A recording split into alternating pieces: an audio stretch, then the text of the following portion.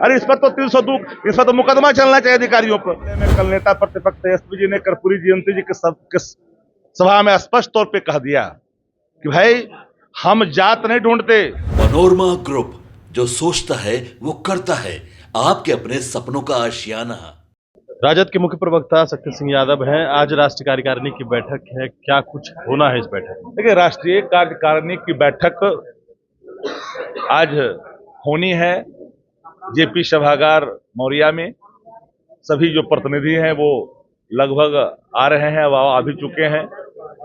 संगठन को मजबूत, धारदार, असरदार, अनुशासित बनाने के लिए ये आज की बैठक वर्तमान राजनीतिक परिवेश पर परिचर्चा, जो राज्य की हालात है, खजाने की स्थिति है, उस पर श्वेत पत्र की मांग हम लोग लगातार कर रहे हैं कि राज्य की सरकार श्वेत पत्र जारी करे कि राज्य की खजाने की स्थिति क्या है।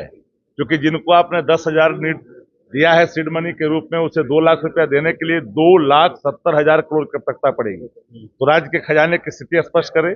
प्रति व्यक्ति, हर व्यक्ति जो पैदा लेता है वह भी 25,000 से ऊपर का कर्जदार है बिहार का, हर बच्चा। सवाल वो नहीं है, सवाल स्पष्टता के साथ ये है कि आप सरकार को सबसे पहले अपनी स्थिति को स्पष्ट करनी चाहिए। चोंच लड़ाने से बिहार का भला नहीं होने वाला है। बिहार का भलाई करने के लिए अपने वादों पे खरा उतरना पड़ेगा। क्योंकि नेता प्रतिपक्ष ने जिन सवालों को, जिन वादों को पीपुल डोमेन में चुनाव के पहले रखा था, उसको सत्ता पक्ष ने उसे एडॉप्ट कर करके इम्प्लीमेंट करने के वादे किए थे। चाहे 1 करोड़ नौकरी का सवाल हो, या फिर महिलाओं को रोजगार का सवाल हो, या लोन देने का सवाल हो, या मुफ्त देने का सवाल हो। अब सवाल ये उठता है कि 3,18,000 करोड़ बिहार का बजट है, 1,05,000 करोड़ रुपया आपको वेतन पेंशन से लेकर एस्टेब्लिशमेंट में खर्च होते हैं, और 2,70,000 करोड़ आपको जो महिलाओं को उसको देनी है। तो राज्य का बजट का आकार क्या है? वित्त मंत्री गिड़गिड़ा रहे हैं। अच्छा, वित्त मंत्री जो है प्रधान सचिव, प्रधानमंत्री से लेकर के सबको गुहार लगा रहे हैं कि बिहार के बजट पर ध्यान दिया जाए। अरे भैया, बिहार के बजट पर ध्यान देने के लिए आपने जो पत्राचार 4 पन्ने का किया है, राज्य को कर्ज लेने के, कर्ज का स्तर भी तो होनी चाहिए। 1 लाख करोड़ से अधिक अपने कर्ज अधिक लेने की बात कह रही है। तो हम वर्तमान राजनीतिक विषय पर चर्चा भी होगी, प्लस संगठन को मजबूत और धारदार, क्योंकि तेजस्वी जी का नेतृत्व इन बातों के प्रमाण है कि वो कंप्रोमाइज नहीं करते, न अनुशासन से, न संगठन की मजबूती से। तो संगठन की मजबूती और अनुशासन दोनों कायम करने के लिए एक दृढ़ निश्चय लेने की जो आवश्यकता उन्होंने देखी है, तो वो सभी विषयों पर चर्चा होगी। आदरणीय लालू प्रसाद जी की जो विचारधारा है, सामाजिक न्याय, धर्मनिरपेक्षता, जिसको अंगीकार करके तेजस्वी यादव जी ने आगे बढ़ाने का जो संकल्प है, उससे क्या आगे चले। अच्छा, नीट छात्रा मामले में जो है वो 2 लोगों पर कार्रवाई हुई है। कल तेजस्वी यादव ने नीट छात्रा मामले में कल नेता प्रतिपक्ष तेजस्वी जी ने कर्पूरी जयंती जी के सभा में स्पष्ट तौर पे कह दिया कि भाई हम जात नहीं ढूंढते। चाहे वो मधेपुरा की घटना हो, बेगूसराय खगड़िया की घटना हो, या नीट छात्रा के साथ हुए घटना हो, इन सबको आपको गंभीरता से लेने की जरूरत है। मुख्य कल्प्रिट तक जाइए।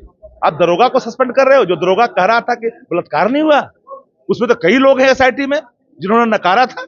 लेकिन अब जब फॉरेंसिक जांच की रफ्तें जब आ गई, उसमें प्रमाणित तो हो गई है कि इसके साथ हुआ है रेप, तो ऐसे परिस्थितियों में कठोरतम, अरे इस पर तो 302, इस पर तो मुकदमा चलना चाहिए अधिकारियों पर।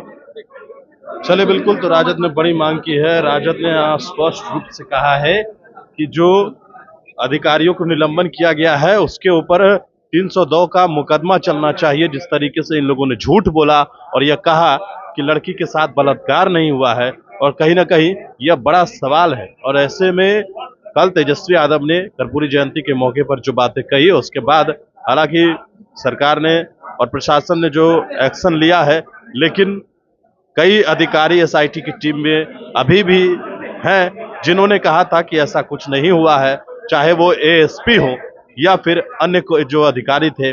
मुख्य जो थाना अध्यक्ष रोशनी कुमारी थी, हालांकि उसको सस्पेंड किया गया है, लेकिन बड़ा सवाल यह है कि आखिरकार झूठ बोलने के बाद क्या सिर्फ सस्पेंड ही होगा या फिर उस पर कोई मामला भी बनेगा। गणेश फोर्नेशन के साथ नमस्कार।